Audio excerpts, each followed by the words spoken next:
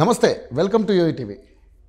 తెలంగాణలో మొన్న జరిగినటువంటి పార్లమెంట్ ఎలక్షన్స్లో అన్ని సర్వేల్ని మనం ఒకసారి గమనించినట్లయితే బీజేపీకి దాదాపుగా ఉన్న 17 స్థానాల్లో 7 నుంచి 9 స్థానాలు కైవసం చేసుకోబోతుంది బీజేపీ అని. అదేవిధంగా కాంగ్రెస్ పార్టీ కూడా సేమ్ టు సేమ్ అదేవిధంగా 2 నుంచి 9 స్థానాలు కైవసం చేసుకోబోతుందని, అదేవిధంగా బీఆర్ఎస్ పార్టీ 1 లేదా 0 రావచ్చు అని చెప్పేసి చాలా సర్వే సంస్థలు చెప్పడం జరిగింది. సో ముఖ్యంగా చూసుకుంటే అన్ని నియోజకవర్గాలు ఒక ఎత్తు అయితే హైదరాబాద్ పార్లమెంటరీ నియోజకవర్గం ఒక ఎత్తు. ఎందుకంటే అక్కడి నుంచి బీజేపీ తరపున మాధవీలత గారు గట్టి ఫైట్ ఇచ్చారు అసదుద్దీన్ ఓవైసీకి. సో అసలు మాధవీలత గారు ఎవరు? ఎందుకంటే మాధవీలత గారు సడన్గా ఏదైతే పార్లమెంటరీ ఎలక్షన్స్ స్టార్ట్ అయ్యాయో సడన్గా మనకి లైమ్ లైట్లోకి వచ్చినటువంటి వ్యక్తి అని చాలామంది అభివర్ణించారు. సో మరి ఆవిడ మన కళ్ళ ముందే ఉన్నారు, ఇప్పుడు మన ముందే ఉన్నారు. ఆవిడ అడిగి తెలుసుకుందాం నిజంగా ఇప్పుడు బీజేపీకి గెలుపు కోసం ఆవిడ ఎంత కష్టపడ్డారో మనం అంతా చూసాం. సో మరి బీజేపీ గెలుపు ఎంతవరకు సాధ్యం, బీజేపీకి ఎన్ని స్థానాలు రావచ్చు అనేది ఆవిడ మనసులో ఏముందో కనుక్కునే ప్రయత్నం చేద్దాం. మేడం నమస్తే. మేడం నమస్కారం. మేడం చాలాసార్లు తర్వాత మిమ్మల్ని పట్టుకోవడానికి నాకు ఈ టైం పట్టింది మేడం. మరి ఏం చేయాలి ఆయన? అంటే యాక్చువల్గా ఏంటంటే నేను మీ దగ్గరికి 2 సార్లు వచ్చాను, 2 సార్లు తీసుకోలేకపోయాను. కారణం ఏంటంటే నేను రసూల్పుర వచ్చాను. అక్కడ కూడా నాకు రసూల్పుర కాదు, అది ఓల్డ్ సిటీ దగ్గర సంతోష్ నగర్ ఏదో ఊరు, అక్కడికి వచ్చాను. అక్కడ మీరు చాలా రద్దీగా ఉన్నారు, అక్కడ కూడా కుదరలేదు నాకు. సో నేను మొత్తానికైతే ఇప్పుడు పట్టుకోగలిగాను. సో ఏంటి మేడం, అంటే నిజంగానే నేను ఇంట్రడక్షన్లో చెప్పినట్టుగా గెలుపు సాధ్యమా కాదా, ఎలా అనుకుంటున్నారు, మీ ఉద్దేశం ఏంటి? జీవితంలో ఏది అసాధ్యం అనేది ఉండదు నాయన. ఇప్పుడు అధర్మంగా 40 ఏళ్లుగా వాళ్ళు సాధించుకోగలిగినది ధర్మబద్ధంగా ప్రజల మధ్యలోకి వాళ్ళ సమస్యలను వాళ్ళ ఇబ్బందులను తెలుసుకొని వాటికి ఒక పరిష్కారం ఇవ్వాలని నేను పడ్డ తపనకి నాకు చాలా నమ్మకం ఉంది. అట్లా ప్రజల ఆశీర్వచనము, శ్రేయోభిలాషులు, భగవంతుడు, పార్టీ పెద్దలు అందరూ పాపం నేను చేసిన కృషికి వాళ్ళ ఏదైతే వాళ్ళు చేయగలరో చేశారు. ఇవన్నీ ఒక ఎత్తైతే పోలింగ్ డే రోజు అవును ఇప్పుడు మన ప్రజల మధ్యలోకి వెళ్ళడం, వాళ్ళతో మాట్లాడడం, మనం క్యాంపెయినింగ్లు చేయడం, ఇదంతా ఒక 1 సైడెడ్ హార్డ్ వర్క్ అంతే. ఓకే, లేదా మధ్యలో వాళ్ళు పెట్టే ఇబ్బందులు ఉన్నా కూడా but on a polling day that is when ఆ రోజునే నిజంగా మనం నలుగురితో పోరాడుతున్నట్టు లెక్క. కాంగ్రెస్, బీఆర్ఎస్, ఏఎంఐఎం కలిసిపోయిన ఏమిటి అసలు యుద్ధరంగం మొన్న ఎలక్షన్ డే. చాలా మటుకు ఇన్నేళ్లగా నేను రిగ్గుంజులు చేస్తారు అది చేస్తారని మీ అందరిలాగా, ఇంకా మీరన్న జర్నలిస్టులు మీ దగ్గర చాలా ఇన్ఫర్మేషన్. సామాన్య జనజీవనంలో ప్రజలు ఎలా ఉంటారో ఎలక్షన్ డే రోజు ఇలా జరుగుతుంది అలా జరుగుతుంది అని చెప్తే వింటూ పేపర్లో చూస్తూ చదువుతూ తప్ప ఎవరు మనకి ఈరోజు రిగ్గింగులు జరగడం అనేది కూడా ఎవరు టెలికాస్ట్ చేయలా. అవును, నేను చూసానే మొన్న ఫస్ట్ టైం చూసానే. అయ్య బాబోయ్, ఏమిటా అన్యాయం. ఎన్నాళ్ళు చెప్పుకోవడం తప్ప చూసింది లేదు, ఎవరు చూడలేదు కదా. ఇప్పుడు ప్రెస్ వాళ్ళకి కానీ మీడియా వాళ్ళకి కానీ ఎక్కడ పోవాలి ఏం చేయాలంటే ఎవరన్నా పోరాడితే వాళ్ళ వెనక వెళ్తారు. పాపం వాళ్ళది కూడా ఒక చోట ఎవరో సాధిస్తున్నారు, వెళుతున్నారు, కృషి చేస్తున్నారంటే అయ్యో అవునా అవునా అని పరిగెత్తుతారు. ఎవరు ఏం చెప్పతే వాళ్ళకి మాత్రం ఇన్ఫర్మేషన్ ఎక్కడి నుంచి వస్తుంది? ఉన్నా వచ్చిన వాళ్ళు ఏదో వాళ్ళు కూడా వాళ్ళ జీవితాలు ముఖ్యం కదా ఎవరికి. కానీ సరదా వండింది అస్సలు అన్యాయాన్ని నగ్నంగా చూసానయ్యా. అన్యాయం, అంత అన్యాయమా, కుంభక్క అయిపోవడం అంటే, ప్రజలను మోసం చేయడం అంటే ఏమిటో. అందుకే నిర్ణయించుకున్నాను, చావో బతుకో ఈరోజు ఈ యుద్ధంలో. నిజంగా ఆ రోజు నాకు కనిపించింది, నా కంటి ముందు ఝాన్సీ లక్ష్మీబాయి ఆ బిడ్డ బతుకుతుందా, ఆ బిడ్డ చనిపోతుందా అని కూడా ఆలోచించుకోకుండా ఆవిడ దేశం కోసం త్యాగం చేసింది. నిజంగా ఒక్క నిమిషానికి అనుకున్నా నేను ఝాన్సీ లక్ష్మీబాయి అని గొప్పగా అనట్లా. అలాంటి ఎంతోమంది స్త్రీమూర్తులు కూడా ఈ దేశం కోసము బిడ్డలను సైతం ఆలోచించుకోకుండా పాపం త్యాగం చేస్తే ఇది నవీన యుగమే కదా నాయన. అప్పుడు రాజ్యాలే, ఇప్పుడు డెమోక్రసీ. అందుకే మొన్నటి రోజు నేను నిర్ణయించుకుని ఏమవుతుంది, ఏం చేసినా సరే చంపినా కొట్టినా నేను ఈరోజు ప్రజల కోసం సూర్యుడు అస్తమించిన తర్వాత కూడా ఎంతైతే అంత పోరాడతా అనుకున్నా. నా మానవ ప్రయత్నం నేను చేశారు. అవును, చూసాం మీరు ఎంతవరకు ఫైట్ చేయగలిగారు. ఒక మహిళ ఉండి అంతవరకు వెళ్ళారు, ఎక్స్ట్రీమ్ వెళ్ళారు ఒక రకంగా చెప్పాలి. ప్రజల కోసమే. మీరు నమ్మరు, కొన్ని చోట్ల నేను వెళ్తే పాపం అమ్మా నీకు ఓటేయాలని ఉందమ్మా, వీళ్ళు డిలీట్ చేసేసారమ్మా, ఏం చేయమంటావమ్మా అని అడిగితే నాకు ఎంత బాధ వేసిందంటే, ఓటు ఉంది, జిహెచ్ఎంసీలో వేశారు, ఎమ్మెల్యే ఎలక్షన్స్లో వేశారు, ఎంపీ ఎలక్షన్స్కి వచ్చేసరికి ఎంత అన్యాయం అని ఆయన. అంటే నువ్వు ఒక రంగాన్ని ఇచ్చి పోరాడమంటే ధర్మబద్ధంగా పోరాడాలి, కానీ ఎవరినైనా మనం అల్టిమేట్గా మోసం చేస్తున్నది ప్రజలన, తప్పు కదా అయ్యా. కానీ ఇంత ధైర్యంగా పోరాడారు మీరు, ఎందుకు కళ్ళంట నీళ్ళు వస్తున్నాయి? ఆ ప్రజల బాధ అంటే వాళ్ళకి నేను న్యాయం ఇవ్వలేకపోయాని. మొన్నటి రోజున నేను న్యాయం ఇవ్వలేకపోయాని కార్యకర్తలు నా వెంట తిరుగుతూ చూశాను. కొన్ని ఏరియాలో మా కార్యకర్తలు ఇట్లా వండుతున్నారు. ఏం రా అంటే, అక్క నువ్వు ఈరోజు వచ్చావు అక్క ఇంత ధైర్యంగా, కానీ వీళ్ళు రానియరు. అక్కడ పదండ్రో చూసుకుందాం, ఎవరు ఏం చేస్తారో చూసుకుందాం పదా నేను వెళితే అప్పుడు ఒక్కొక్క కార్యకర్త అసలు ఒక్కొక్క సైనికుడే నా వెంట కదిలాడు. అంటే ఇంత దౌర్జన్యం ఏంటయ్యా, మన దేశమే కదా నాన్న ఇది. ఏమ్మా ఎండ్ ఆఫ్ ది డే మన అందరికీ హక్కు ఉంది కదా నాన్న అన్ని చోట్ల అన్నాడు. ఎంతమంది నాన్న రౌడీ షీటర్స్, వందల మంది మీరు చూసిన ఏరియా సరే. అది కాక సందులో గొంతులలో అప్పటికే నేను చాలా మందిని తప్పించుకుంటూ వచ్చాను అక్కడికి. అబ్బా ఏంటి నాన్న ఇలా తలుపు తెచ్చుకోవడం, ఒక దొంగ ఓట్లు వేయడానికి, జాలి ఓట్లు వేయడానికి మనుషులు 60 మంది 70 మంది ఇలా ఇళ్లలో దూరుస్తున్నారు వాళ్ళని, పోలీసులు అలా నిలబడి చూస్తున్నారు. There is a mob sir, there is a mob sir, sir there is a mob sir అని ఇట్లా అంటే ఎస్, పైగా ఉల్టా అంటాడు అతను పోలీస్ ఆఫీసర్, మీరు మీ మనుషులు ఉన్నారు కాబట్టి మాబు తయారవుతుందంటే. ఏమన్నా న్యాయం ఉందా నాన్న, చెప్పో మాట. నిజంగా నాయనక రౌడీ షీటర్లు ఫాలో అవుతున్నారు నన్ను. బట్ ఐఎమ్ హ్యాపీ నాన్న, I'm happy for one thing. నిజంగా అమ్మవారి కృప వల్ల, ఆ పరమేశ్వరుడి దయ వల్ల నేను ఎంత పోరాడానో ఈరోజు ప్రపంచం ముందు, ప్రజల ముందు బయటకు వచ్చింది. It has come out. Expect చేశారా? ఎందుకంటే నేను ఒక ఛాలెంజింగ్ రోల్ ప్లే చేయబోతున్నాను. ఎందుకంటే హైదరాబాద్ కాన్స్టిట్యున్సీ అనేది చాలా టఫెస్ట్ కాన్స్టిట్యున్సీ. సో నిజంగా నన్ను పోయి దీనికి అంటే ఏరుకోరు దీనికి నాకు అవకాశం ఇచ్చారు. సో దీన్ని ఎలా చేయాలి ఏంటి అనేది ఒక ఏమన్నా ప్రణాళిక రచించుకున్నారా ముందే ఏమన్నా, లేకపోతే గుడ్డిగా వెళ్ళిపోయారు అలాగా? అలా నేను అంటే ఇందులో గుడ్డిగాను అనలేను, అట్ ది సేమ్ టైం ప్రణాళిక అనలేను. ఎందుకంటే మనకున్న టైంలో ఉన్నంతలోనే చాలా తొందరగా ఆ రోజే నేర్చుకోవాలి, ఆ రోజే అర్థం చేసుకోవాలి, ఆ రోజే పరీక్ష రాయాలి. ఏనన్నా?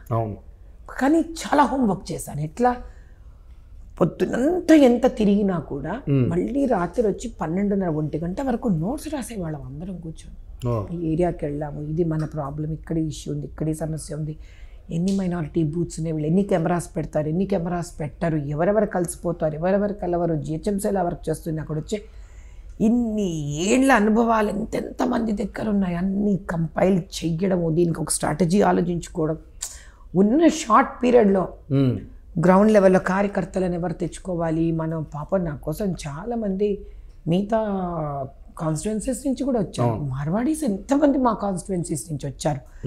చాలామంది నాయక్స్ బంజారాలు వచ్చి పనిచేశారు. అసలు నాన్న ఒకే మాట చెప్తున్నాను మీకు, నేను ఎంత అభిమానాన్ని సంపాదించుకున్నానో కానీ నేను ఆ రోజు వెళ్ళిన నా యుద్ధానికి కనిపించని ఎంతోమంది వీరులు స్త్రీలు చేశారు నాన్న ఆ రోజు. వాళ్ళెవరో, ఎందుకంటే నా పార్టీకి నేను ఒక ఆవేశంగా ఒక వాయు వేగం నేను వెళ్ళిపోతున్నాను. ఎందుకంటే పైగా ఆ రోజు దీక్షలో ఉన్నాను. ఆ రోజు పైగా నేను చూస్తుంటే నా కాళ్ళకు చెప్పులు కూడా ఉండవు. అలా అంతే, అలా వెళ్ళాను, పూజ చేసుకున్నాను. ఈరోజు అనుకున్నాను అంతే, ఈరోజు ఒక దీక్ష కింద పట్టుకొని దీన్ని నేను చెయ్యాలి అనుకున్నాను. అలా వెళ్ళిపోతే కొన్ని చోట నేను నా సిఆర్పిఎఫ్ అంతే, ఒక్కళ్ళిద్దరు, అంతకన్నా కూడా లేరు ఒక్కొక్క చోట నాకు. But I decided, okay, I went on. అలా ఒక్క చోట కాదు, ఎన్ని చోట్ల. అమ్మా మా ఇంట్లో 6 ఓట్లు లేవు, అమ్మా మా ఇంట్లో 10 ఓట్లు, నీకు ఓటు వేయాలమ్మా, ఇప్పి అమ్మా మాకు ఆ ఓటు వేసే హక్కు. మళ్ళీ మీకే రిటర్న్ కంప్లైంట్స్. నేను అక్కడ వెళ్తున్నాను కదా, దారిలో పోలింగ్ బూత్ వెళ్తాను. దానికి ముందు ఒక 200 మీటర్స్ ముందు మీకు అది ఉంటుంది. వాళ్ళు పరిగెత్తుకుంటే అక్కడ కార్యకర్తలు, దీదీ ఓట్ నే హే, దీదీ అమ్మ ఇంకా ఓట్ నే, అమ్మ ఏ క్యా జాతి అమ్మ, ఇట్లా చేస్తే ఎట్లా అమ్మ అంటే ఎలా ఉంది నాకు ఆలోచించండి. అయినా నేను డిస్కరేజ్ అవ్వకుండా సరే నాన్న సరే ఏవి లేవో మనం మాట్లాడదాం, దీని గురించి చూద్దాం. అలా వెళ్ళి వెళ్ళి వెళ్ళి వెళ్ళి ఒక స్థాయి ఎక్కడికి వచ్చింటే బతుకుని మనం చంపేశారు నాన్న. నిజంగా ఏఎస్డి లిస్ట్ పట్టుకొచ్చారు. ఇప్పుడు నీకో నాకు ఎవరా లిస్టు. తమాషా అయిన విషయం ఏంటంటే వీళ్ళు డిలీటెడ్ ఒక స్టాంప్ ఎలాగో కొట్టి కొన్ని వేలు నాశనం చేసేసారు మన ఓట్లు. ఇది కాక ఇంకో సర్ప్రైజ్ లిస్ట్ పెట్టుకొని ఉన్నారు లోపల. వాళ్ళు లిస్ట్ పెట్టుకున్నారు, ఆ బిఎల్ఓలు పెట్టుకొని కూర్చొని ఉన్నారు.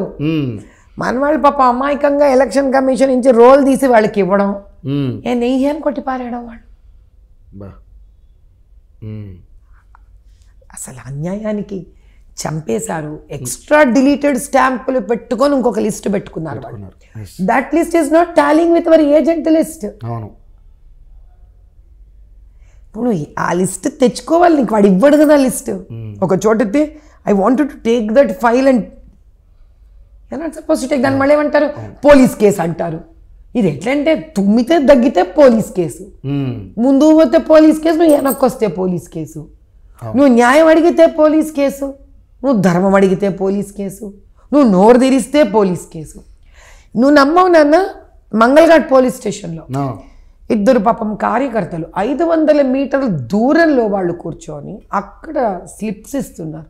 2 పిల్లల్ని పట్టుకొని బెదిరించి వాళ్ళ ఇంటికి తీసుకొని వెళ్ళి డమ్మీ ఈవీఎం మిషన్స్ లాక్కొని వాళ్ళ దగ్గర నుంచి తీసుకుపోయినారు పోలీసులు ఇంటికి దాకా. వాళ్ళని ఈ రోల్స్ అవి తీసుకొని పోలీస్ స్టేషన్లో కూర్చోబెట్టినారు. నేను తిరుగుతుంటే నాకు ఇన్ఫర్మేషన్ వచ్చింది, అమ్మ మన కార్యకర్తలు ఇద్దరిని కూడా 500 మీటర్స్ దూరంలో కూర్చొని ఉంటే చేశారు, పట్టుకున్నారు. ఒక మాట అడుగుతాను నాన్న, 200 మీటర్స్ లోపల నువ్వే అలో చేయవు కదా ఎవరిని?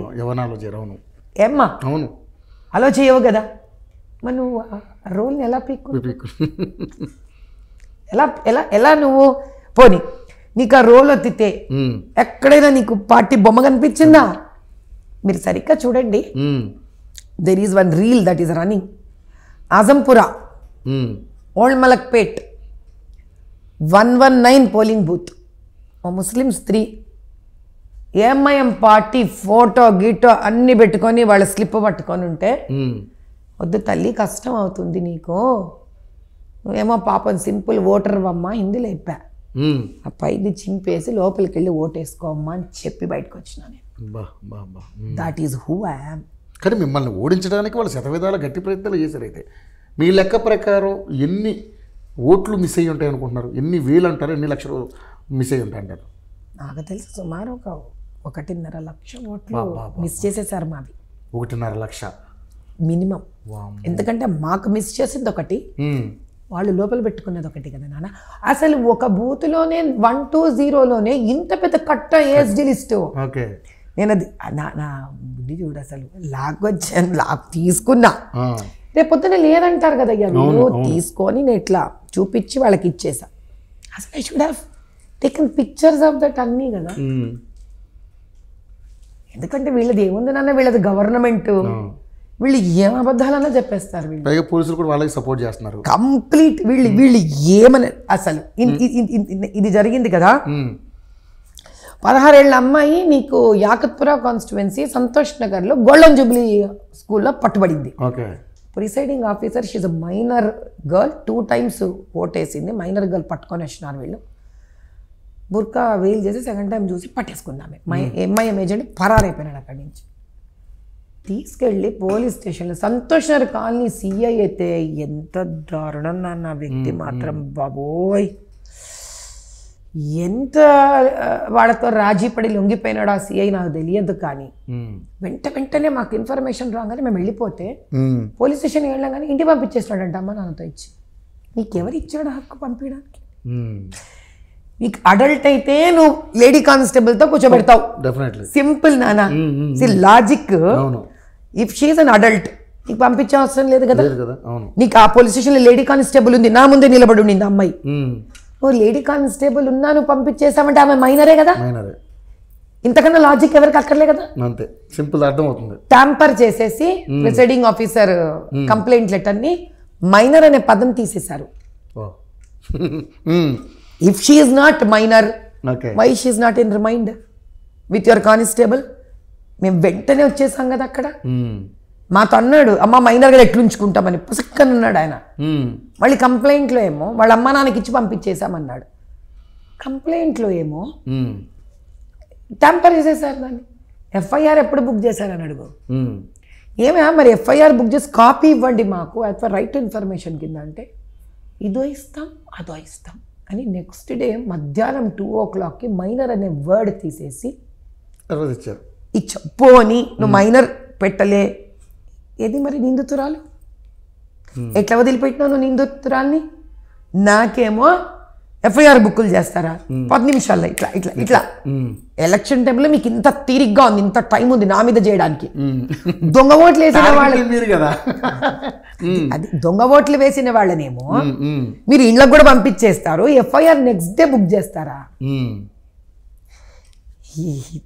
ఇదా ఇదా ఇదా ఇదా డెమోక్రసీ అంటే? ఇట్లాంటి చోట్ల ప్రజలు ఏమి సురక్షితంగా బతుకుతున్నారయ్యా? Where is safety and security for a common man చెప్పండి నాకు. అప్పుడు ఎలా ఎవరన్నా ఎవరితో కుంభక్కైపోవచ్చు? మనం ఎవరి నమ్మకం మీద బతుకుతున్నాం నాకు అర్థం కావట్లేదు. సో అయితే మీ లెక్క ప్రకారం అక్కడ ముస్లిమ్స్ కూడా చాలా ఇబ్బంది పడుతున్నారని? చాలా మంది నాన్న. అసలు హిందూ ముస్లిం అనే వ్యత్యాసం లేదు. వీళ్ళతో ఎవరెవరు దందాలు చేస్తే ఆ దందాలు చేస్తున్నంత కాలమే వాళ్ళకి పని నడుస్తుంది. నువ్వు దందా చేయకపోతే కథం. అంత పాప ముస్లిమ్సా హిందూసా అని సంబంధం లేదు. హిందూస్ బయటికి చెప్పుకుంటారు, వాళ్ళు చెప్పుకోలేకపోతున్నారు. ముస్లిమ్స్ అది కూడా చెప్పుకోలేరు నీకు. ఓకే, కానీ మాధవీలత గారు, ఇది టఫెస్ట్ కాన్స్టిట్యున్సీ అని తెలిసి మీరు వెళ్ళడం ఒక రకమైతే, మాధవీలత గారు అయితే ఆర్థికంగా ఉన్నవాళ్ళు, ఒక ఓవైసీ లాంటి వ్యక్తిని ఢీ కొట్టాలంటే మాధవీలత గారు అయితే కరెక్ట్ అని, అంటే వాళ్ళ ఉద్దేశం ఏంటంటే కొండకి ఇంటికి వేద్దాం, వస్తే ఇంటికి పోద్ది, లేదంటే కొండ వచ్చేద్ది అనే ఉద్దేశంతో మిమ్మల్ని ఏమైనా అక్కడ నియమించడం జరిగిందా? లేకపోతే మీకున్న స్థానబలం వల్ల అక్కడ మిమ్మల్ని నియమించడం జరిగిందా? కారణాలు ఏంటంటారు? చూడండి, చాలామంది దీని విషయం మీద బాగా మిమ్మల్ని ట్రోల్ చేస్తున్నారు. నేను ఒక మాట చెప్తానప్ప, నాకు అంత వంకరగా ఆలోచించి ఉండేదాన్ని అయితే ఫస్ట్ ఈ కాన్స్టిట్యున్సీ ఎంత సెలెక్ట్ చేసుకున్నాను. నేను ఏదైనా ముక్కుసూటిగా సింపుల్గా చూసే వ్యక్తిని, ముక్కుసూటిగా సింపుల్గా ఆలోచించే వ్యక్తిని. నేను అక్కడ పుట్టి పెరిగాను 25 ఏళ్ళు. గత 8 ఏళ్లుగా స్పెసిఫిక్గా ఓల్డ్ సిటీలో పనిచేసేసరికి అక్కడ అన్యాయాలు, అత్యాచారాలు, అయ్యో ఇన్ని రోజులు హిందువులు అనుకున్నాను, కాదు హిందువులతో పాటు ముస్లింలు కూడా అనుభవిస్తున్నారు, అసలు వీళ్ళ స్కామే వేరు అని నేను కనిపెట్టేశాను. నేను ఐ వాజ్ వెరీ క్లియర్, వీళ్ళ స్కాము హిందూ ముస్లిమా అని కాదు. మీరు జర్నలిస్టులు గట్టిగా పట్టుకొని చూడండి, ఎప్పుడెప్పుడైతే కమ్యూనల్ రైట్స్ అయ్యాయో అప్పుడప్పుడు ఏదో ఒక ల్యాండ్ని వీళ్ళు కబ్జా చేసేసారు. బాగా ఆలోచించి చూడండి, every communal riot after a riot there followed a land grabbing. అది వాళ్ళ ఫార్ములా. ల్యాండ్ గ్రాబ్ అయిందా, సింపుల్గా అయింది, అవ్వలేదా, కమ్యూనల్ రైట్స్ చేసేస్తే గోలంతా అటువైపు వెళ్ళిపోతుంది, వీళ్ళు కావాల్సిన భూములు వీళ్ళు ఆక్రమించేసుకుంటారు. 2, when ever there is a communal right or when ever there is a religious sound, వీళ్ళు అంటే ఎవరు? ముస్లింలు కాదు, AIMIM అండ్ వాళ్ళ సంబంధించిన గూండాలు కానీ వాళ్ళు పోషిస్తున్న ఆ గ్రూప్ ఏదైతే ఉంటుందో. నిన్న కూడా అదే జరిగింది నాన్న. దరిదాపు 3:30-3:45 టైంలో నేను ఆ విక్టోరియా హోటల్ ఏదైతే ఉందో నేను అక్కడున్నా, దానికి కొంచెం వెనక్కున్నా. అంటే వీళ్ళు 4 అయ్యేసరికి రిగ్గింగ్ స్టార్ట్ చేసేసేయాలి. మామూలుగా అయితే వీళ్ళు 2 నుంచే స్టార్ట్ చేయాలి. ఈయన బ్రహ్మరాక్షసులా తిరుగుతున్నానుగా, వీళ్ళ వల్ల కాలేదు. అసదుద్దీన్ కారు కూడా అక్కడ గొడవ చేసుకుంటూ, గోల చేసుకుంటూ, మాబుని వేసుకుంటూ నేను ఏ దిక్కులో వస్తున్నానో ట్రాక్ చేశారు వీళ్ళు. ఓ అయితే మీ గురించి బాగా ఇన్ఫర్మేషన్ గట్టిగా లాగారు. పోలీసులు ఇస్తుంటే నా వెనక తిరుగుతూ ఇంకేముందయ్యా కంచె చేను మేస్తున్నట్టు. అవును. వీళ్ళు రిలీజియస్ నినాదాలు వేసుకుంటూ ఏఎంఐఎం అనుకుంటూ అసలు 144 సెక్షన్లో నీకు అన్ని బైకులు ఎందుకున్నాయి రోడ్డు మీద? ఫస్ట్ ఆఫ్ ఆల్ అన్ని స్లోగన్స్ ఎట్లా రవ్వగలుగుతున్నారు on the day of election? కరెక్టే. నువ్వు మావి పట్టుకుంటివా ఏంటి ప్రింటర్స్? నువ్వు డమ్మీ ఈవీఎం ఇంట్లో కొట్టుకొని వచ్చి పాపం 2 పిల్లల్ని నువ్వు బయటకు దించావు మంగళఘాట్ పోలీస్ స్టేషన్ వాళ్ళతో. మీరు మరి నువ్వు మెయిన్ రోడ్డు మీదనే ఎంఐఎం పార్టీ నినాదాలు తీస్తున్నావు, నువ్వు కమ్యూనల్ సెంటెన్సెస్ అరుస్తున్నావు నువ్వు. మరి దీనికి నీ మీద A41 వేయాలి? వెయ్యరు. నువ్వు ఫీమేల్ రోడ్డు మీద అబ్యూజ్ చేసినావు క్యాండిడేట్ని, కొట్టడానికి థ్రెటన్ చేస్తూ చంపడానికి మీదకి వచ్చావు నువ్వు. మరి ఎలక్షన్ కమిషన్ ముందే ఉందా ఇన్ఫర్మేషన్? ప్రపంచమంతా వైరల్ అయింది నీకు ఇన్ఫర్మేషన్. ఎందుకు వాడిని అరెస్ట్ చేయలేదు మరి మీరు? వద్దు వాళ్ళకి. ఎక్కువ మాట్లాడితే మంగళఘాట్ పోలీసులు కూడా తిరుగుతూ ఉండింటారు. ఏది పాప కార్యకర్తలు సిఐకి చెప్పాను, అన్యాయం కదయ్యా 500 మీటర్ల వెనక ఉన్నారు వీళ్ళిద్దరూ అని అంటే, నేను కొంచెం అడిగేసరికి కాతే అంటే ఆవా దూర్తి అంటే టీకే బిజాదు అని. అప్పుడు బిజాదు అంటారు, మళ్ళీ చూడు వీళ్ళు దీన్ని వాడుకోవడానికి నా మీద A41 అయినా తీస్తారు వీళ్ళు, తీస్తారు నా మీద. ఎందుకంటే వీళ్ళు దోకే పడిగే అంటారు కదా, అట్లా నా వెంట పడి నన్ను ఏదో రకంగా పోలీస్ స్టేషన్లో కూర్చోపెట్టో జైల్లో వెయ్యాలని వాళ్ళు నిర్ణయించుకున్నారు. నేను తగ్గేదే లేదు, భయపడేది ఏమైనా చేసుకొని.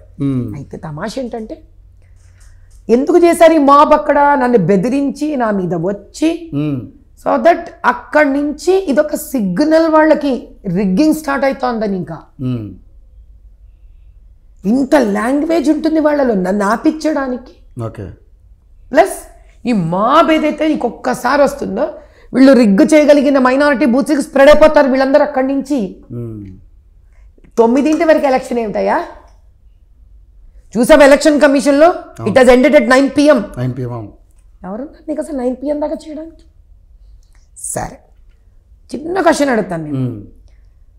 4:30-5 వరకు పర్సంటేజ్ ఎంత ఉంది పోలింగ్?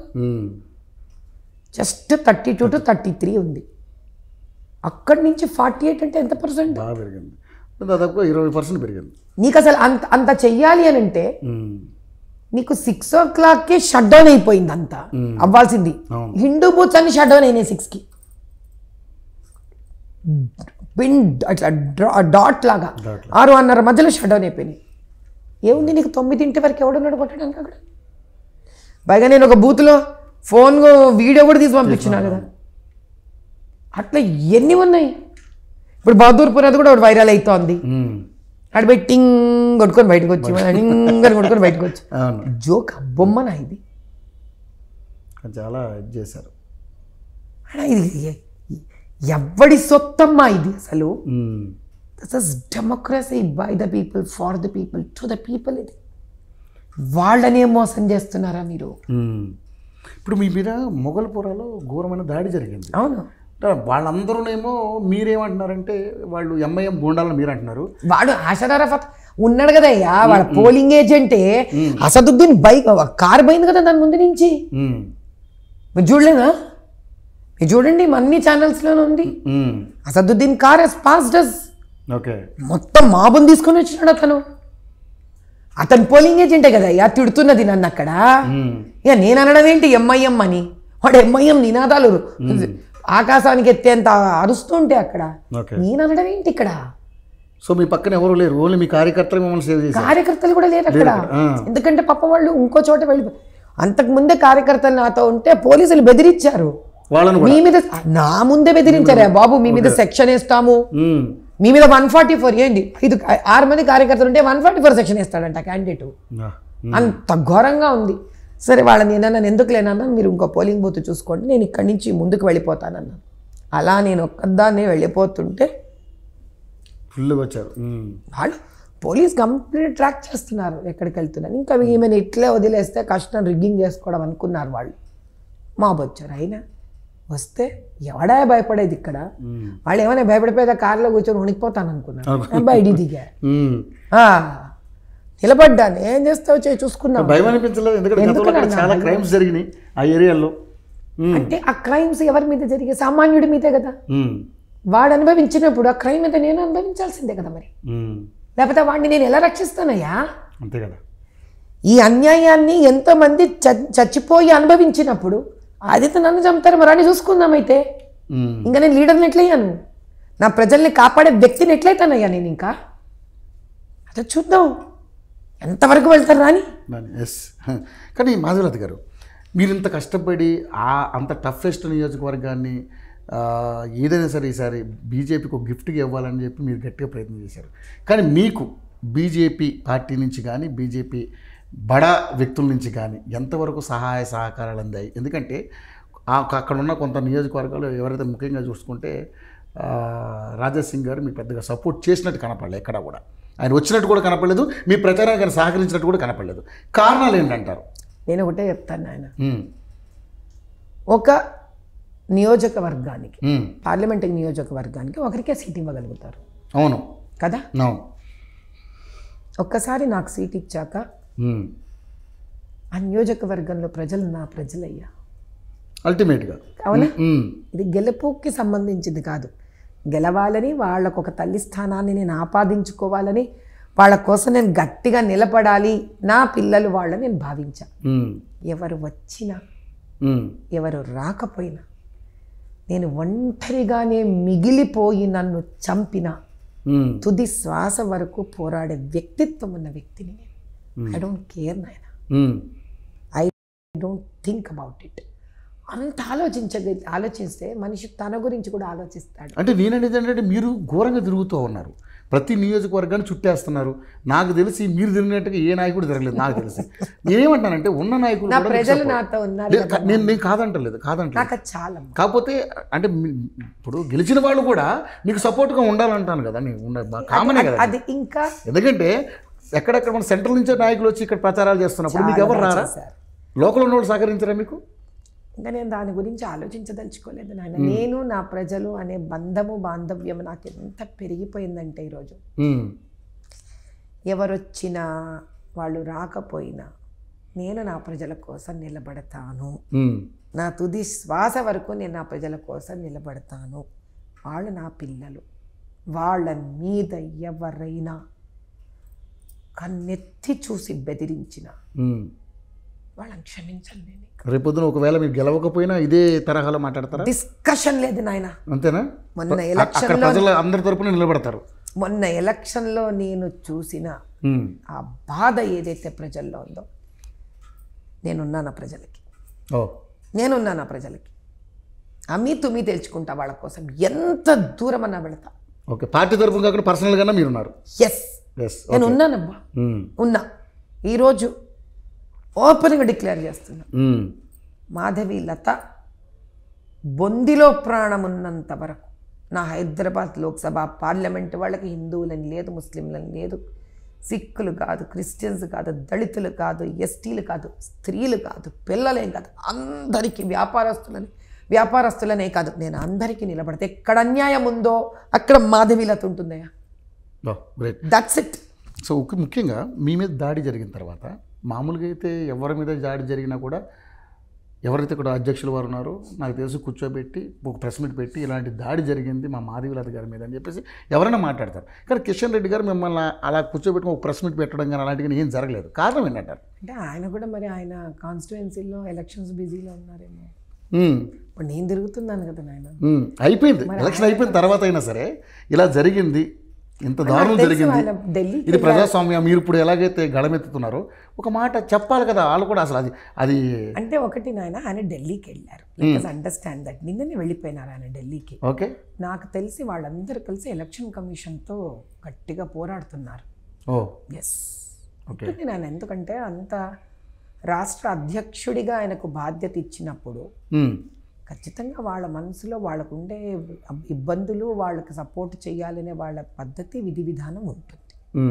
ఎందుకంటే నాకు వచ్చింది ఇన్ఫర్మేషను, నాకు లేటుగా వచ్చింది. నేను ఎవరిని వేరేగా భావించను కాబట్టి నా మనస్తత్వమే అలాంటిది కాబట్టి నాకే ఇబ్బంది అనిపించలేదు. ఏదో ఉండింటుంది చాలా మందికి మేడం ఒకటి అంటే నేను పర్సనల్గా నేను ఒక జర్నలిస్ట్గా ఆలోచించట్లేదు, ప్రజల నుంచి కానీ కొంతమంది అంటే అనలిస్టుల దగ్గర నుంచి వచ్చిన మ్యాటర్ ఏంటంటే ఓడిపోయే క్యాండిడేట్ ఏముంది అక్కడ పెద్ద గెలిచే అవకాశం లేదు, సో ఏముందలే అని వదిలిపెట్టేశారా ఏంటి, నాకు అర్థం కాలే. చూడు నాన్న, ఏదైనా కూడా ఒక వ్యక్తితో మనం మాట్లాడకుండా ఓకే ఆ వ్యక్తి మన గురించి ఏమనుకున్నారో నిర్ణయించకూడదు.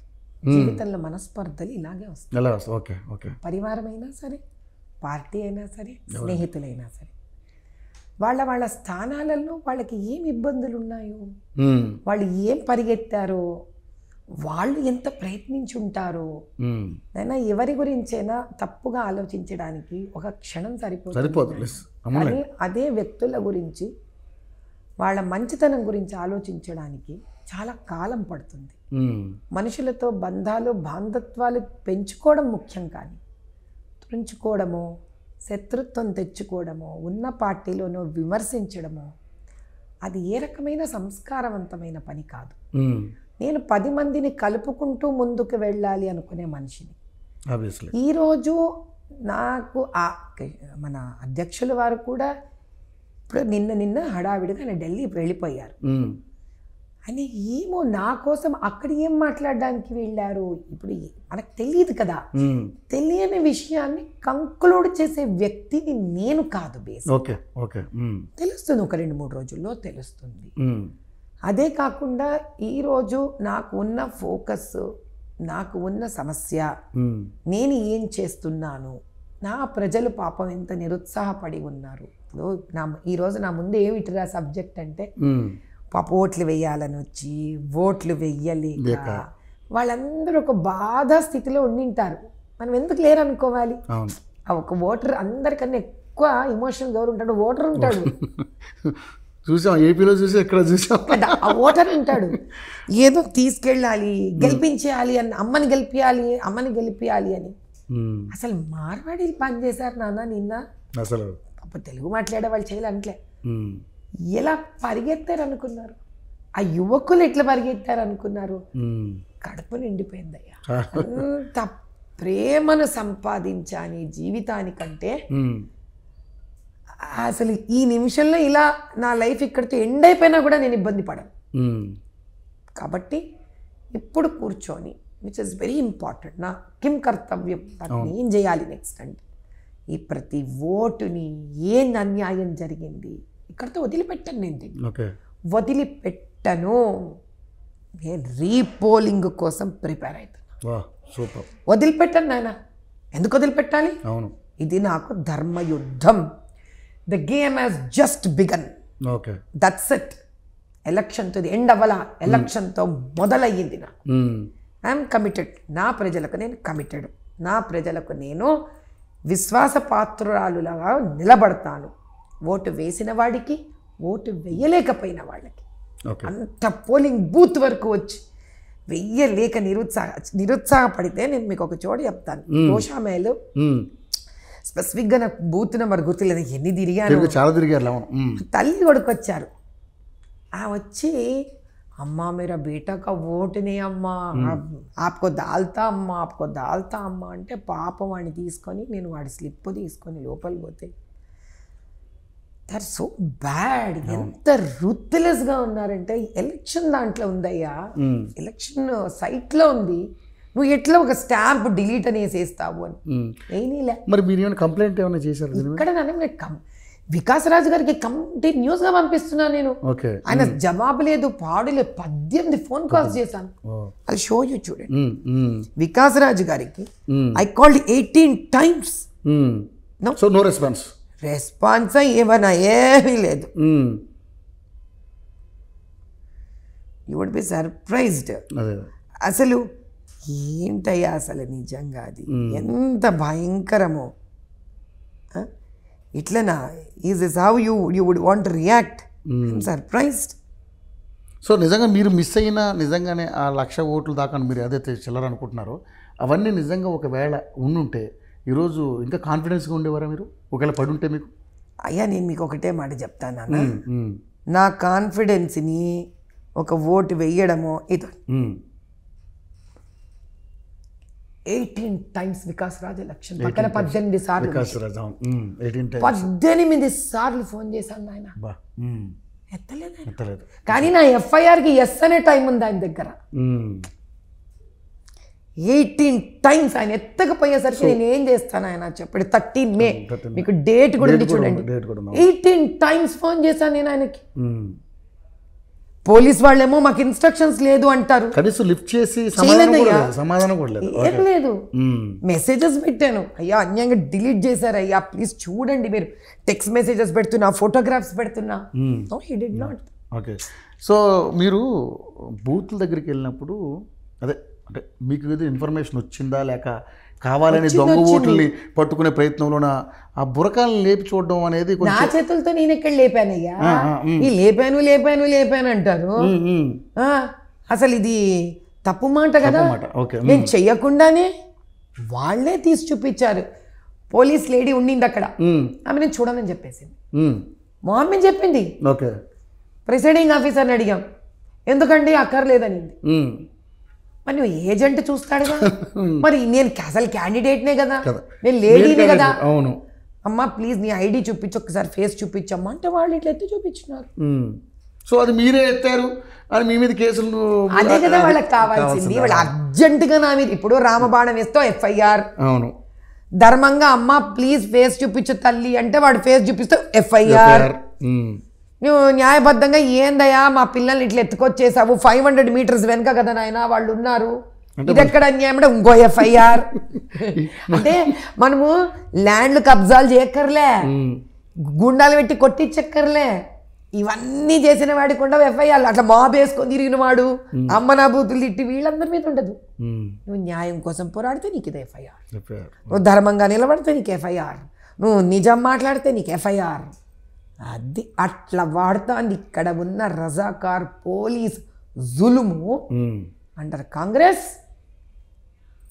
అండర్ ఎంఐఎం కలిసిపోయి నువ్వు మాట్లాడితే నీ మీద ఎఫ్ఐఆర్ వేస్తారు, నువ్వు మాట్లాడకూడదు.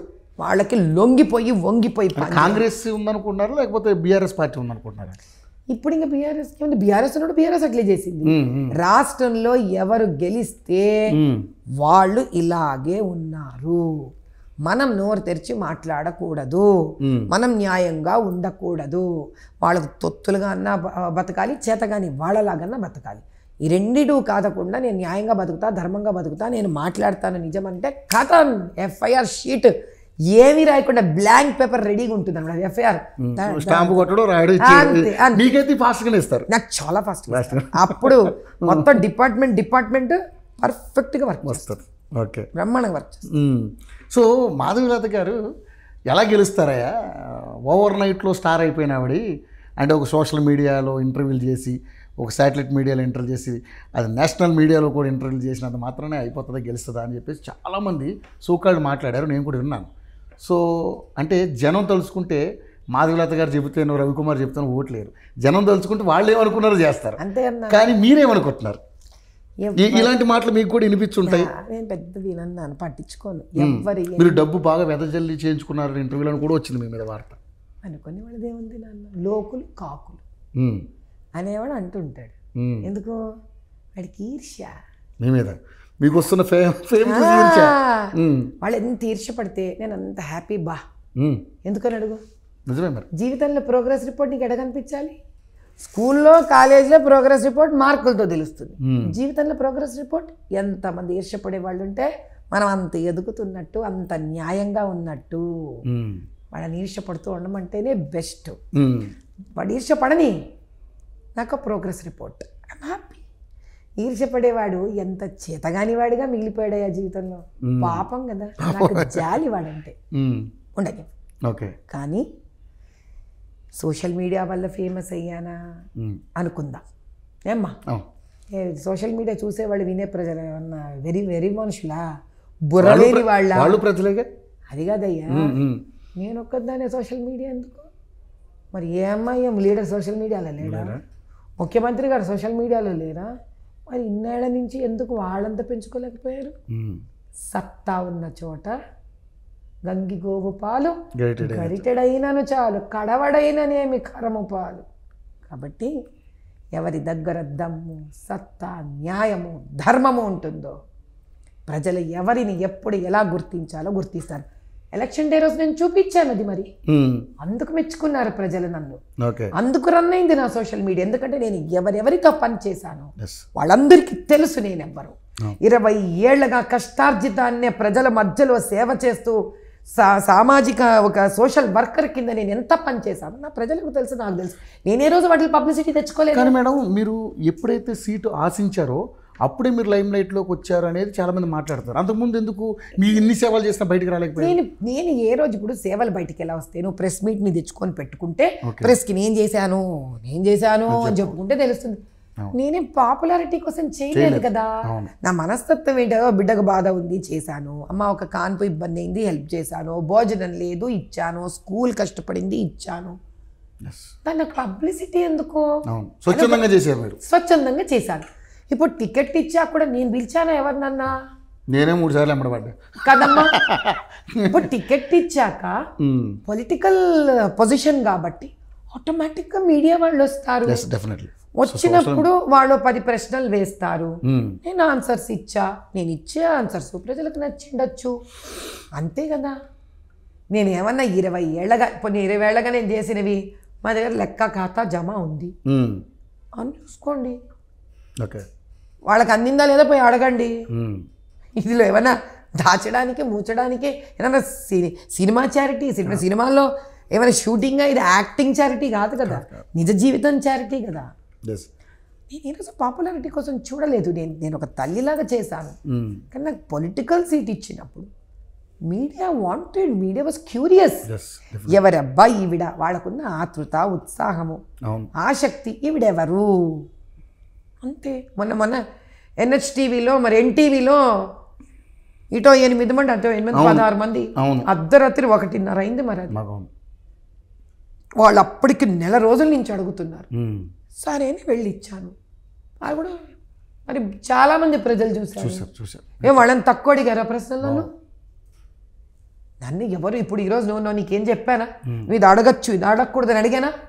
నేను అందుకని గట్టిగా అడగొచ్చు అంటే అడగండి మీరు ఇష్టం అన్నారు. ఢిల్లీలో కూడా అదే చెప్పాను నేను.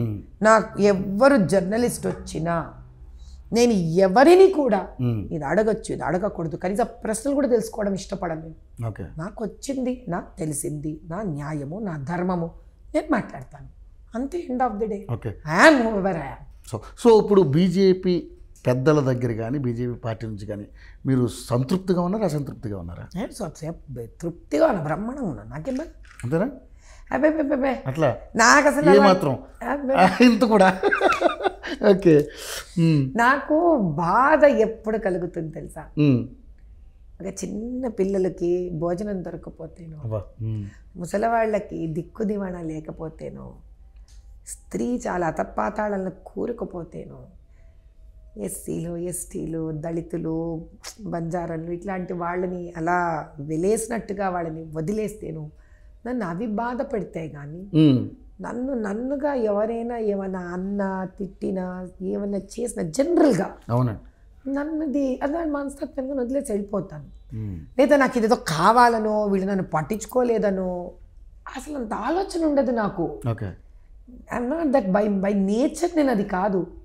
నా ఫోకస్, నా ప్రాజెక్టు, నాకు ఇచ్చిన పని నేను కరెక్ట్గా చేసుకుంటూ అక్కడ అడ్డం వస్తే ఇబ్బంది పడతాను తప్ప నాకెవరో వచ్చి సహకారం చెయ్యాలా చేయకూడదు అసలు ఆలోచన రాదు నాకు.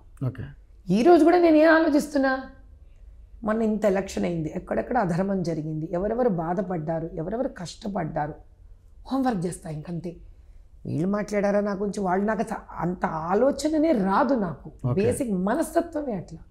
అందుకే భగవంతుడు నన్ను అంత సంతోషంగా హాయిగా పెట్టేశాడు అలా. కానీ మేడం, నేను ఈ సందర్భంలో ఈ క్వశ్చన్ అంటే చాలామంది అడిగారు, బట్ నేను అడగాల్సి వస్తుంది. ఎందుకంటే ఇప్పుడు మీరు ఇంత మానవతా దృక్పథంతో ఆలోచిస్తున్నారు. చిన్నపిల్లలకు కానీ ఆడవాళ్ళకి కానీ ఎవరికైనా అన్న అంటే అమ్మ అని అంటే వాళ్ళకి సహాయం చేసే స్థితిలో నేను ఉన్నాను, చేస్తున్నాను, ఎంతో చేశానని చెప్పి అంటున్నారు. మరి ఇంత మంచి మనసు ఉన్నా మీరు ఒక హాస్పిటల్ని అడ్డం పెట్టుకుని ఎంతో దందాలు చేశారు, కరోనా టైంలో డబ్బులు బాగా సంపాదించారు అని చాలా ఎందుకు ఆ అపవాదం ఎందుకు వచ్చింది మీ మీద? ఇప్పుడు మీకు అదే చెప్తున్నాను, అపవాదు చెప్పేవాడిని ఎవడైనా అన్నాడు అనుకో, సపోజ్ కోర్టు కానీ లా కానీ తప్పు అపవాదు వేస్తే మీకు 1 సంవత్సరం జైలు శిక్ష ఉందని అన్నాడు అనుకో, ముందు వేసే వాళ్ళందరూ ఆపేస్తారు. నోటు తాటి పెట్ట అంతేనా, దానికి ఏమైనా ట్యాక్సా? ఇప్పుడు మొన్నవాడు ఇష్టమైనట్టు తిట్టాడు, ఆ తిట్టినందుకు వాడిని తీసి కాలాపాని జైల్లో పడేస్తామని చెప్పండి, ఇంకోసారి తిడతాడేమో చూడండి, వాడు తిడతాడా? మరి ఈరోజు నేను ఇంతలా ముందు పడి చేసేదాన్ని, ఆ రోజు అంతే చేశానుగా. ఏం పట్టుకున్నారు పోనీ మా దగ్గర? ఆడిట్ చేసి హాస్పిటల్ సీజ్ చేశారని అవన్నీ రకరకాలు వచ్చాయి. ఆ రోజు బీఆర్ఎస్ గవర్నమెంట్ అట్లే అన్యాయం చేసింది మాతో. అప్పుడు ఆడదనా? అబ్బా, ఎవరెవరికి ఆస్తం ఉందా? వాళ్ళ అస్తం ఉందంటారు అయితే. చాలా ఉంది, ఎందుకు లేదు భలే చెప్తారయ్యా. వాళ్ళు ఏది అసలు నోటీస్ ఎక్కడ సరే చేశారయ్యా మాకు? నువ్వు ఫస్ట్ కంప్లైంట్ వచ్చింది అనుకుందాం, రాలే వచ్చింది అనుకుందాం, కానీ వచ్చిందని అన్నారు. ముగ్ధ వాళ్ళు ఏదో 30 లక్షలు ఏదో మీరు చీట్ చేశారని రకరకాలు. అసలు ఆ అమ్మాయే ఓపెన్ గా ఇన్స్టాలో అమ్మాయి యూట్యూబ్ లో చెప్పింది కదయ్యా, వీళ్ళు తక్కువ ఛార్జ్ చేశారు, వీళ్ళు ఎందుకు తక్కువ ఛార్జ్ చేశారనే అలిగేషన్ అయితే, ఎక్కువ ఛార్జ్ చేశారంట అని వాళ్ళు వేసుకున్నారు. ఈ రోజు మనకందరికీ అర్థమైసిన విషయం ఏంటంటే, ఇలా ఎవరెవరైతే న్యాయంగా ధర్మంగా నిలబడతారో వాళ్ళని హింస పెట్టి సర్వనాశనం చెయ్యడమే ఇక్కడ గెలిచిన పార్టీ వాళ్ళ ధ్యేయం. చూస్తున్నారు కదా ఓపెన్ గా వాళ్ళు ఏ పరిస్థితిలో ఉన్నారు. అది అలాగే ఒకప్పుడు బీఆర్ఎస్, ఇప్పుడు వీళ్ళు అంతే. నేనెవరో ప్రజలకు తెలుసు. ఈ రోజుకి మీరు వెళ్ళి చూడండి, ఎవరో ఒకళ్ళు మా కాన్స్టిట్యుయెన్సీ నుంచి అడ్మిట్ అయి ఉంటారు అక్కడ, వాళ్ళని మీరు పోయి అడగండి, అమ్మ మేడం మీ దగ్గర ఏం తీసుకుంది, ఎంత తీసుకుంది. అదొక ధర్మసత్రం బాబు, విరించి హాస్పిటల్, అది ఏం కార్పొరేట్ అయ్యా బాబు, అలాగే ఉంది నిజంగా. అది వస్తారు, అమ్మ మిక్సే నై జాదా నై దే సక్తే, వాళ్ళకి చెప్తా పోన్లేరా పాపం, ఏదైతే చేయండి, ముందు పోండి. 1008 కాన్పులు డిక్లేర్ చేశాను ఆయన ఫ్రీగా, 200 కాన్పులకు పైగా చేశాను. సంపాదించి ఏ కార్పొరేట్ హాస్పిటల్ అన్నా డిక్లేర్ చేసిందా చెప్పండి? ఫ్రీ నార్మల్ డెలివరీ ఎవరైనా, మేమా ఇక సంపాదించేది, ఏం చేస్తాం? సరే, ఒక మంచి పని జరుగుతున్నప్పుడు 100 మంది బురద చల్లడం కామనే అంతే. ఆ రోజు అలాగే చేశారు, రాజకీయంగా దాన్ని వాడుకోవాలని ప్రయత్నం చేశారు. ఎందుకంటే అందరూ ఎవరెవరైతే డబ్బులు తింటున్నారో వాళ్ళ భారం నుండి వాళ్ళను రక్షించుకోవడానికి వాళ్ళతో కుంభక్కైన వాళ్ళు, మేము ఏ పొలిటికల్ పార్టీతో మేము టైఅప్ అయ్యలేం కాబట్టి మా మీద వాడేశారు దాన్ని. ఎందుకు నేను ఆ రోజు నేనే ఉన్నాను అక్కడ, అప్పుడు నేనే రన్ చేశాను హాస్పిటల్, ఇంత విస్తృతంగానే రన్ చేశాను దాన్ని. వాళ్ళు భయపడిపోయారు ఆ రోజు కూడా, అమ్మో ఈమె చాలా ఫేమస్ అయిపోతుంది, ఈ హాస్పిటల్ చాలా ఫేమస్ అయిపోతుంది, ఎముకలో సున్నంలో ఎముక లేకుండా ఏడాబడదలా ఫ్రీగా చేసి పారేస్తుంది, తక్కువ ధరకు చేసి పారేస్తుంది, భయపడిపోయినారు. ఒక రకంగా వేరే ప్రైవేట్ హాస్పిటల్స్, కార్పొరేట్ హాస్పిటల్స్ మీ మీద కత్తికెట్టుంటాం అది అంతే. అది అందరికీ తెలిసిందే నాన్న, అందరికీ తెలిసింది. సో మేడం, ఇప్పుడు మొత్తానికైతే మీరు ప్రజల్లో తిరుగుతున్నారు, ఈ 3 నెలల్లో ఎలా ఉంది అంటే ప్రజల నుంచి మీకున్నటువంటి స్పందన? ఎందుకంటే రేపొద్దు ఒకవేళ మీరు గెలిచారనుకోండి, ఆ నియోజకవర్గానికి ఏం చేస్తారనేది కొంతమందికి, నాలాంటి వాడు కొంతమందికి ఐడియా ఉంది. ఎందుకంటే మీరు చేసిన సేవలను దృష్టిలో పెట్టుకుని, ఒకవేళ ఓడిపోతే బీజేపీ పార్టీలో ఉంటారా, లేకపోతే వేరే పార్టీ ఏమైనా చూసుకుంటారా? ఇంకా ఇలా ఏదో ఇల్లు వెతుక్కుంటూ పార్టీలు చేంజ్ చేసే వ్యక్తిత్వం నాది కాదు. అది సెలెక్ట్ చేసుకునే ముందు ఒక క్లారిటీ ఉంటుంది నాకు. ఓకే, అయితే ఏదో ఒక రోజుకి రాజకీయాల్లో నుంచి విరమించుకోవడం ఓ పద్ధతి, లేదా నమ్మకంగా బీజేపీ పార్టీలో ఉంటూ ప్రజలకు న్యాయం ధర్మం చేస్తూ ఉండడం ఒక పద్ధతి. నాకు 20 ఏళ్ళుగా చేసే చారిటీస్ ఒక పార్టీ ఉందని చేయలేదు, ఒక పార్టీ నాకు అవకాశం ఇచ్చాక ఇంకా బాగా చేసే అవకాశమే ఉంటుంది. గెలుపు ఎటు పక్కన ఉన్నా కూడా ప్రధానమంత్రి గారు ఉన్నారు, సెంట్రల్ స్కీమ్స్ ఉన్నాయి, ఆపేవాడెవడు మనకి? ప్రజలకి ఇవ్వడానికి మన ఆపేవాడెవడే? ఈరోజు ఇంకా ధైర్యంగా వెళతాను, ఎవడని ఆపని చూద్దాం. స్టేట్ ఆఫీస్లో అంటే మన ఇక్కడ స్టేట్ ఆఫీస్ అంటే మా పార్టీ ఆఫీస్ అని కాదు, ఇక్కడ కొన్ని స్కీమ్స్ ఎలా ఉంటాయంటే, మీకు ఢిల్లీ నుంచి వచ్చినా ఇక్కడ స్టేట్ గవర్నమెంట్ నుంచి పాస్ అవ్వాలి. ఇదివరకు ఆపేవారంట, ఇప్పుడు ఆపని నేను చూస్తాను. ఎక్కడైనా డ్రైనేజ్ ఉందనుకో బాధ, కంప్లైంట్ మాకు లాట్ చేయమని వాడు ఎవడైనా జిహెచ్ఎంసీ వాడు పని చెప్పితే నేను కూర్చోబడి పని చేయిస్తాను. అదొక రోడ్డు కానీ, డ్రైనేజ్ కానీ, నీళ్లు కానీ, గవర్నమెంట్ స్కూల్ కానీ పోరాటం గట్టిగా ఉంటుంది అయితే ఖచ్చితంగా ఉద్యోగానికి వెళ్తారు మూడు పిల్లలు భార్యాభర్తలు. ఎప్పుడు పోయి కంప్లైంట్ లాడ్జ్ చేస్తారయ్యా వీళ్ళు? ఎంత ఈ సేవలో చేసినా ఎవడ కదలడు. ఈసారి మా ఎంటర్ హైదరాబాద్ లోక్సభ పార్లమెంట్కి ఎవరికి ఎక్కడ ఏ సమస్య ఉన్నా నా ఇన్స్టాగ్రామ్లో, నా ట్విట్టర్లో నాకు ట్వీట్ చేయండి, నా ఇన్స్టాగ్రామ్లో రైజ్ చేయండి. మీ ఇంటికి మీ బదులు నేను వెళ్ళి కంప్లైంట్ లాడ్జ్ చేసి మీకు పని చేపిస్తాను. ఓ సూపర్. మీరు మీడియా ముఖంగా చెబుతున్నారు. అవును, అందుకే మీకు కంపల్సరీ మెసేజ్ గట్టిగా వచ్చేస్తాయి. రావాలని కోరుకుంటారు. నేను కోరుకుంటున్నదే అమ్మా, నేనున్నదే మీ సేవకు, తండ్రి నేనున్నదే మీ సేవకు, నన్ను వాడుకో. ఒక్కటి నా కోరిక, మీరు ఒకవేళ గెలిస్తే సెంట్రల్ మినిస్టర్గా చూడొచ్చా మేము? అవన్నీ అంటే చాలా చాలా మంది అంటున్నారు. నాకు ఇలా మాధవీలత గారి కనుక ఆ కాన్స్టిట్యున్సీ నుంచి గెలిస్తే చరిత్ర సృష్టిస్తారు గ్యారంటీ. ఇది బీజేపీకి ఒక రకమైనటువంటి గొప్ప అసెట్. సో డెఫినెట్లీ ఆవిడకి అవకాశం కల్పిస్తారు. పెద్దల నిర్ణయం నాయన, నాకేం తెలీదు. నేను దాన్ని మీకు ఏమైనా అనిపించిందా ఎప్పుడన్నా ఒక మినిస్టర్గా? మీకు అదే ఆశ్చర్యపోతారు మీరు. నేను అలాంటివి ఏవి రావు నా బుర్రలోకి. అంటే పదవుల మీద వ్యామోహం లేవా నాకు? మాధవీలత గారికి ముందు హైదరాబాద్ లోక్సభ పార్లమెంటు ఓటర్లకి ప్రజలకి న్యాయం ఇప్పియాలయా, నాకు అది తప్ప నా బుర్రలో నాకు ఏమీ లేదు.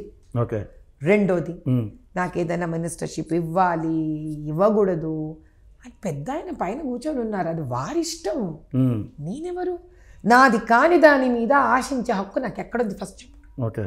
ఇప్పుడు మీ జోబులో తప్పలేదు కదా మేడం. నమ్ము, నేను అలా ఆశపడే వ్యక్తి. నాది కానీ వస్తువు నేను ఆశపడను. పొరపాటు ఇప్పుడు మీ జోబులో పార్కర్ పెన్ ఉంది అనుకుందాం, మీ పెన్ను మీరు నిర్ణయించుకోవచ్చు. నన్ను ఎవరైనా అడిగారు ఇంకో, చాలా బాగా ఇంటర్వ్యూ చేశారండి యోయో రవికుమార్ కదా, యోయో రవికుమార్ మీకు ఏమైనా అనుకుంటున్నారా ఇంటర్వ్యూ అయిపోక తన పెన్ను మీకు ఇస్తాడని అంటే అంటే నేను అనేది ఏంటంటే ఒక మోటివ్ మేడం. అంటే మీరు మై మోటివ్ ఇస్ అలా కదా, మీరు పదవిలో లేకుండా ఎంత చేస్తున్నారు, పదవి వస్తే ఇంకెంత చేస్తారనేది ప్రజలు కోరుకోవడం తప్పు లేదు, నేను కోరుకోవడం తప్పు. నేను అర్థమవుతుందా? ప్రజలు ఇష్టం ఏమన్నా కోరుకోవచ్చు, మీరు కూడా ఏమన్నా కోరుకోవచ్చు. నేను కోరుకోకూడదు. అది నేను సేవ చెయ్యాలని మాత్రమే కోరుకోవాలి. ఆ సేవ చెయ్యడానికి కావలసిన సహాయము మాకు పార్టీ పెద్దలు చెయ్యాలని కోరుకుంటా, అంతే. అంతకు మించి ఆ పదవి ఇవ్వాలో ఈ పదవి ఇవ్వాలో అది నాకు సంబంధించింది కాదు, నా చేతుల్లో ఉన్నది కాదు. నా చేతుల్లో లేనిది నాకు సంబంధించింది నేను ఎప్పుడు కోరుకోను. ఓకే. నేను అందులో చాలా నిమిత్త మాత్రాలుగా ఉంటాను, అంత డిటాచ్డ్గానే ఉంటాను. సో కానీ మీరు గెలిచారు మేడం, ఏంటి మీ నియోజకవర్గ ప్రజలకు ఏం చేస్తారు? ఏం చెయ్యనయ్యా, ఏం చెయ్యను. ఏముంది కాబట్టి ఈరోజు వాళ్ళ దగ్గర. ఓకే. అంటే మీరు గమనించారు కానీ తిరిగారుగా, చాలా రోడ్లు లేవు, డ్రైనేజ్ భయంకరంగా ఉంది, తాగే నీళ్ళల్లో డ్రైనేజ్ కలిపి, అంగన్వాడీ స్కూళ్ళలో ఎగ్స్ రావయ్యా, పాలు రావయ్యా, పాపం ఏముందయ్యా అక్కడ. గవర్నమెంట్ స్కూల్ భయంకరంగా ఉన్నాయి, ప్రైవేట్ స్కూల్ డబ్బులు కట్టుకోలేకపోతే. ఇన్నేళ్ళుగా అక్కడ ఎంఐఎం గెలుస్తున్నా వాళ్ళకి ఏం ఊరగలే, అక్కడ ఇండ్లు లేవు. ఆ బంజారాలు, ఎస్సీలు, ఎస్టీలు, ఆ పార్దీవాడ మీరు వెళ్ళి చూస్తే ఒక రోజే నాకు ఎంత భయం వేసింది, ఇక్కడ కుప్పకూలుతుందేమో అని భయం వేసింది నాకు. అంత భయంకరంగా ఉంటాయి. మీకు ఫలక్ను మా దగ్గర ఎస్టీ బంజారాలు ఇండ్లు చూడండి, పగిలిపోయి ఉంటాయి. ఇంకా నేను బయలుదేరుతున్నా వాళ్ళ దగ్గరికి. I want to start my padayatra again. మళ్ళీ ఎప్పటి నుంచి? I let you know. Okay. అది కూడా నిర్ణయం ఇస్తారా త్వరలో? తమాషా ఏం తెలుసా, ఓకే, అక్కడ తాగే నీళ్ళు ఇలా వస్తాయి. నేను తీసుకొచ్చాను అక్కడి నుంచి, దీన్ని టెస్టింగ్కి కూడా పంపించాను. ఇది డ్రైనేజ్ వాటర్ మిక్స్ అయిన నీళ్ళు. ఎస్, కథపకండి. ఆ కింద డ్రైనేజ్ అంతా ఉంది, మీకు చూడండి. నేను ఇలా తెచ్చుకుంటా నాతో పాటి, నా పాదయాత్రలో ఇవ్వండి అని తెచ్చి టెస్టింగ్కి కూడా పంపించాను. నా టెస్ట్ రిజల్ట్స్ ఉన్నాయి. ఆలోచించండి నాయన, నేను ఏం చేస్తానని మీరు అడుగుతున్నారు కదా. ఇలాంటి జీవితాలకి ఎన్ని చేయాల్సి ఉంటుందో ఆలోచించండి. ఎవరు క్యారీ చేశారు ఈరోజు దాకా? నేను ఈ రోజుకి నా దగ్గర ఎందుకు పెట్టుకున్నాను తెలుసా? ఇది నన్ను నిమిషం నిమిషం నా కర్తవ్యాన్ని గుర్తు చేయాలి. నేను ఈ బాధలో మునుగున్నాను. మీరేమో నాకు పార్టీ అది ఇస్తుందా ఇది ఇస్తుందా అని అడుగుతున్నారు. నాకు దీన్ని సాల్వ్ చేసే సహాయం ఇస్తే చాలా. సాల్వ్ చేయాలంటే మీ దగ్గర పదవి ఉండాలి, నేను అనుకుంటున్నాను. నాయన మీకు ఒక మాట అంటే అది ఉంటే ఎందుకంటే పనులు తొందరగా అవుతాయనేది నా ఉద్దేశం మేడం. మీకు ఒక మాట చెప్తాను, where there is a will there is a way. ప్రజలకు న్యాయం జరగాలి అని అకుంఠిత దీక్షతో ఉన్నాను మనసులో, మనసా కర్మ వాచన. అది భగవంతుడు, అమ్మవారు, పరమేశ్వరు ఏ రకంగా ఇక్కడ వరకు నా జీవితాన్ని ఇలా తెచ్చారు.